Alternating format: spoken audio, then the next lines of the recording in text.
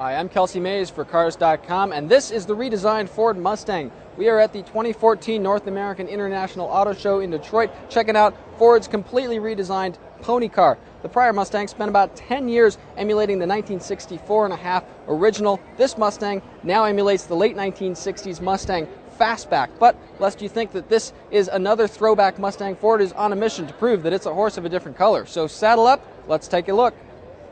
The redesign is more of an evolution than a revolution, but if you park this Mustang alongside the outgoing one, it does look a lot sleeker, kind of wider, ground-hugging a little bit more. Certain elements along the front recall other Fords. We see a lot of Ford Taurus kind of in the headlights, the way they sort of snake around. As you get around the side, the big news is the fastback roofline. It goes all the way into the trunk. Combine that with a much smaller looking cabin in terms of the glass around there, and this Mustang definitely looks a lot sleeker than its predecessor. Let's take a look inside and see how that affects visibility.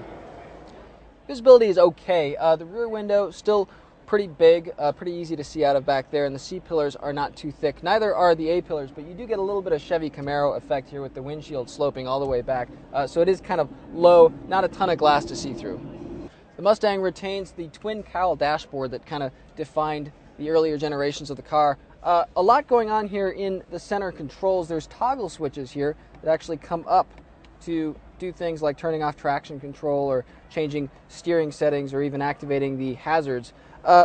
Very interesting here. This is Ford's My Ford Touch now that takes over, but it does have real buttons and knobs, always appreciated versus earlier capacitive touch versions of My Ford Touch.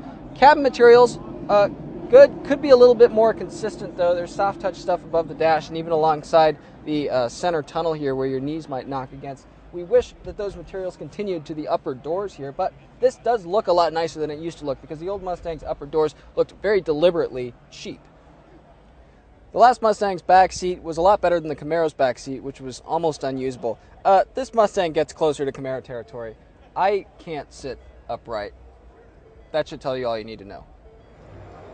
But saying you bought a Mustang for the back seat is like saying you went to Ruth Chris for the salad.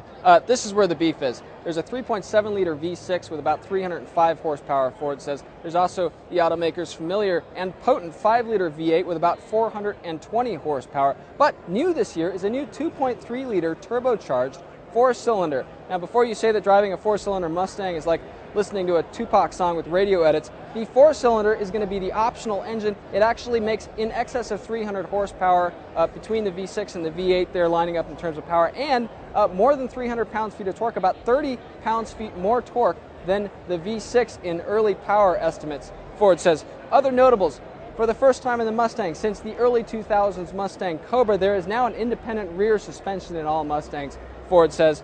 Transmissions include a 6-speed manual or a 6-speed automatic transmission, and axle ratios across the board range from about 277 to 373.